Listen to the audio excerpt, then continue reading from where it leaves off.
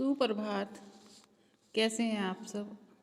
आशा करती हूँ अच्छे होंगे और बाहर जाते समय मास्क का इस्तेमाल कर रहे होंगे और घर आकर अपने हाथों को अच्छे प्रकार धो रहे होंगे।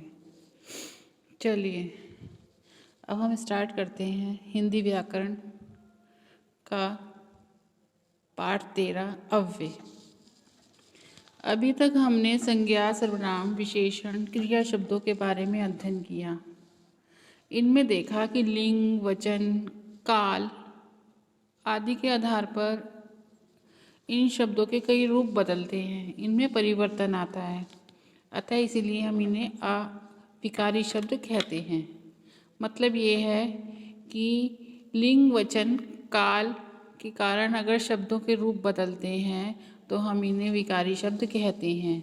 इसके अतिरिक्त एक वर्ग ऐसे शब्दों का है जिनमें लिंग, वचन, काल आदि का कोई प्रभाव नहीं पड़ता। मतलब ये हम कह सकते हैं कि लिंग, वचन, काल का कोई प्रभाव नहीं पड़ता और ये बदलते नहीं हैं, इसलिए हम इन्हें अविकारी शब्द कहते हैं। आज, तेज, जल्दी, धीरे, कल, वहाँ, परंतु, लेकिन, तकी, ताकि, ये अविकारी अव्यय ने कह सकते हैं हम। अव्यय यह अविकारी शब्द जो हैं वो 5 प्रकार के होते हैं। क्रिया विशेषण, संबंध बोधक, समुच्चय बोधक, विस्मयादि बोधक और निपात। सबसे पहले हम पढ़ेंगे क्रिया विशेषण। देखिए, जहाज रवाना होने ही वाला था, अचानक एक उद्घोषणा हुई कि खराब मौसम के कारण आज निर्धारित समय से 1 घंटा देर से उड़ेगा। धीरे धीरे यात्रियों में बेचैनी बढ़ने लगी। अभी, अचानक, देर से, धीरे धीरे, जो ये शब्द हैं ये क्रिया विशेषण कहलाते हैं। ठीक है, क्रिया के बारे में विशेष जानकारी देने वाले शब्द क्रिया विशेषण कहलाते हैं। जैसे इसमें लिखा था अभी, अचानक, देर से, धीरे धीरे, ये क्रिया की विशेषता बता रहे हैं, इसलिए हम इन्हें कहेंगे क्रिया विशेषण। क्रिया विशेषण के भेद हैं रीतिवाचक, स्थानवाचक, कालवाचक, परिमाणवाचक। सब रीतिवाचक, स्थानवाचक, कालवाचक, परिमाणवाचक। तो हम सबसे पहले पढ़ेंगे रीतिवाचक। जो शब्द क्रिया किसी ढंग से हुई, किसी तरीके से उस रीति को अपनाया आदि के बारे में बताए, वे रीतिवाचक क्रिया विशेषण होते हैं। इनको पहचानने के लिए क्रिया के साथ हम कैसे, किस प्रकार, यदि प्रश्नवाचक हम कुछ शब्द लगा देते हैं और हमें उत्तर प्राप्त होता है तो हम उसे रीतिवाचक क्रिया विशेषण कहेंगे। देखिए, जैसे लिखा है वह तेज दौड़ा, वह कैसे दौड़ा? तेज। वह जोर से रोया। किस प्रकार रोया? जोर से रोया। जल्दी जल्दी पहुँचो। कैसे पहुँचो? जल्दी जल्दी। जल्दी जल्दी, चुपके चुपके, अचानक, जरूर, वस्तुतः, शायद, ये सभी शब्द रीतिवाचक क्रिया विशेषण हैं। अब है स्थानवाचक क्रिया विशेषण। जो क्रिया विशेषण क्रिया कहाँ घट रही है उस स्थान का संकेत करें, वे स्थानवाचक क्रिया विशेषण होते हैं। इनको पहचानने के लिए क्रिया के साथ प्रश्नसूचक शब्द लगाकर देखिए, उत्तर में प्राप्त शब्द स्थानवाचक क्रिया विशेषण होगा। जैसे आप यहाँ बैठिए। कहाँ बैठिए? यहाँ। उसका घर ऊपर है। घर कहाँ है? ऊपर। इधर उधर नज़र घुमाओ। नज़र कहाँ घुमाओ? इधर उधर। यहाँ, वहाँ, ऊपर, नीचे, इधर उधर, बाहर, भीतर, चारों तरफ, पास, दूर, आगे, पीछे, ये सभी शब्द स्थानवाचक क्रिया विशेषण हैं। उसके बाद आता है अब कालवाचक। जो पद यह बताए कि क्रिया कब घटी, किस समय घटी, वो कालवाचक क्रिया विशेषण होते हैं। इनको पहचानने के लिए क्रिया के साथ कब लगाया जाता है, प्रश्न कब लगाकर हम इसे पूछ सकते हैं और उत्तर में हमें कालवाचक क्रिया विशेषण प्राप्त होगा। वह गरीबों की सेवा के लिए कब जाती है? कब जाती है? प्रतिदिन जाती है। इसे अभी पूरा कर लीजिए। इसे कब पूरा कर लीजिए? अभी। अभी, कब, तक, आजकल, प्रतिदिन, रोज, सुबह, शाम, 6 बजे, प्रतिवर्ष। ये सारे आपके कालवाचक क्रिया विशेषण हैं। उसके बाद है आपका परिमाणवाचक क्रिया विशेषण। जो क्रिया विशेषण क्रिया की मात्रा या परिमाण की ओर संकेत करे वे परिमाणवाचक क्रिया विशेषण होते हैं। इनको पहचानने के लिए हम क्रिया के साथ कितना या कितनी प्रश्नवाचक शब्द लगाकर देखिए। उत्तर में हमें प्राप्त होगा परिमाणवाचक क्रिया विशेषण। वह चल सकती है, कितना चल सकती है? थोड़ा। वह खाता है जो ठीक नहीं है, कितना खाता है? ज़्यादा। वह ज़्यादा खाता है जो ठीक नहीं है। ठीक है, ये हमें क्या लगाने पर उत्तर प्राप्त होगा? कितना और कितनी। अगर हम ऐसे प्रश्न सूचक शब्द लगाकर देखेंगे तो हमें इसका उत्तर मिलेगा, तो वो होगा परिमाणवाचक क्रिया विशेषण। अब दूसरा था हमारा संबंधवाचक या संबंध बोधक अव्यय। देखिए, एक चित्र बना हुआ है। नदी के किनारे एक बगीचा था, उद्यान था, जिसमें छोटा सा घर था। एक तरफ कछार में बदल जाता है, कछार के पास ही कुचाने झील है। उपयुक्त वाक्यों में के किनारे, के पास ऐसे क्रिया विशेषण जैसे दिखते हैं।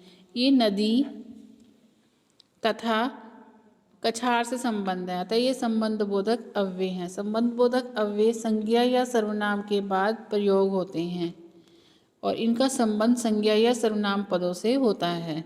संज्ञा या सर्वनाम पदों के बाद इसको लगाते हैं और उनका संबंध सर्वनाम या संज्ञा से होता है।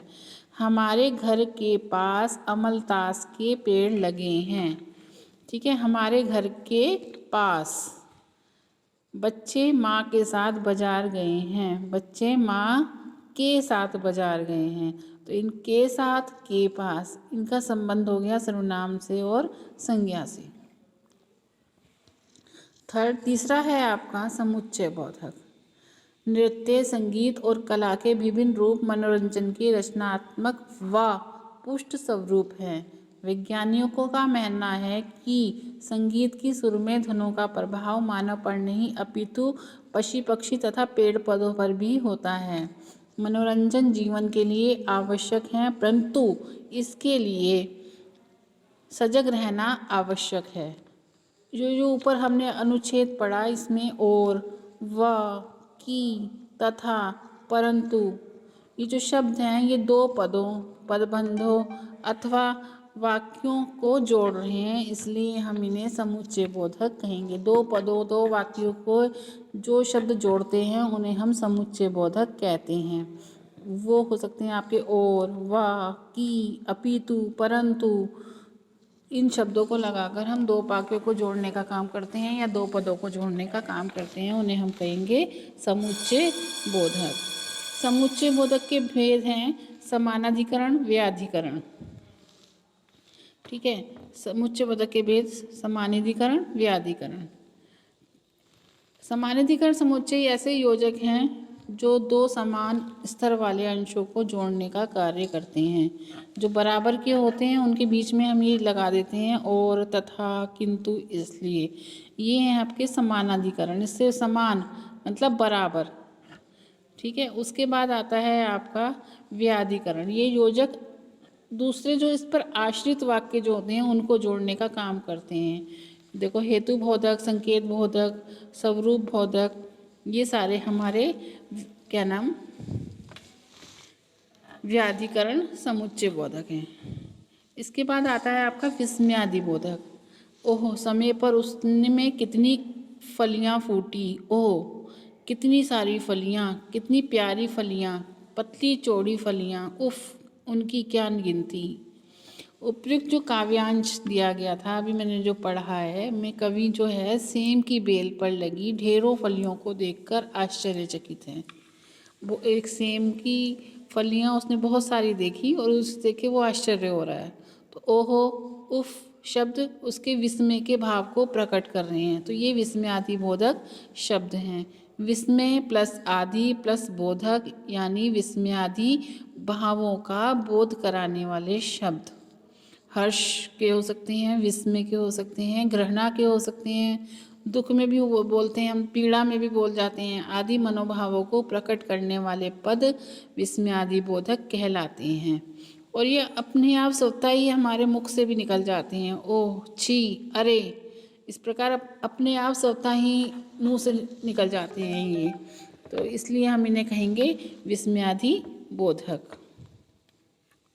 देखिए लिखा है इसमें, ये विस्मयादि बोधक वाक्य के आरंभ में ही लगते हैं ये। ठीक है, वाक्य के अन्य शब्दों से इसका कोई संबंध नहीं होता। ठीक है, शब्दों या वाक्यों के बाद विस्मयादि बोधक चिन्ह लगाया जाता है। ठीक है, कुछ भी हमने ऐसे बोला अरे, तो हम ये चिन्ह लगाएंगे, ये वाला। और जो ब्रैकेट में बना हुआ है, एक पूर्ण विराम है, उसके नीचे एक बिंदु लगा है, ये वाला चिन्ह लिखने के बाद जरूर लगाते हैं ये। आश्चर्य वाले हैं अरे, है, क्या। पीड़ा ग्लानि वाले हैं हाय, उफ, ओ माँ। उल्लास वाले हैं हाँ, वाह, बहुत अच्छा। ठीक है, उसके बाद हैं कि शाबाश, सुंदर। तिरस्कार या घृणा वाले जो होते हैं छी, छी, धिक्कार, धिक।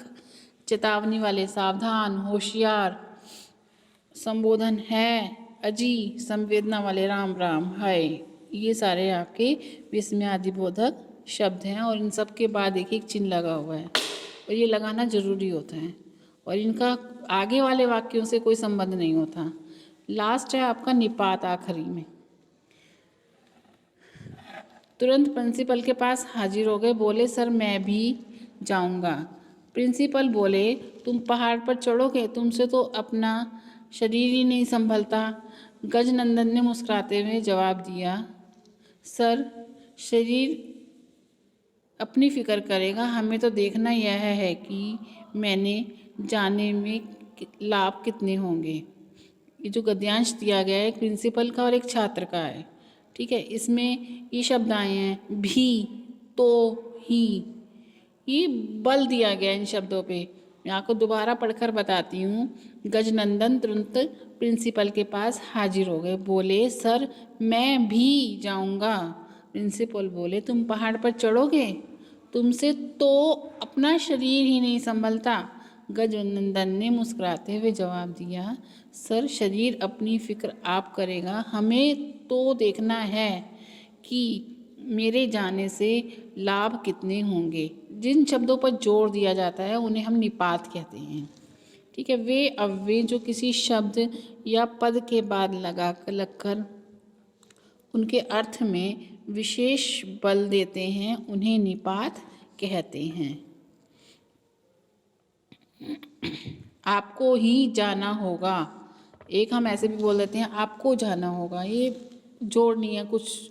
तो अगर हम कहें आपको ही जाना होगा तो यानी कि उसे जाना ही जाना है। ठीक है, तुम भी चलो तो अच्छा रहेगा, वह तो काम से बचता है, सुबह तक ठीक हो जाएगा। कह देने मात्र से काम नहीं चलेगा, होरी जीवन भर संघर्ष करता रहा। केवल देखिए अब ये प्रभावित करते हैं ये वाले शब्द भी। केवल मैं पूरी खाऊंगी, इसका अर्थ हो गया सिर्फ वह पूरी खाएगी और कुछ नहीं। मैं केवल पूरी खाऊंगी, इसका अर्थ हो गया वह सिर्फ पूरी खाएगी और कुछ नहीं। तो ये हमने सब पढ़े, आपको उम्मीद करती हूँ समझ में आए होंगे। धन्यवाद।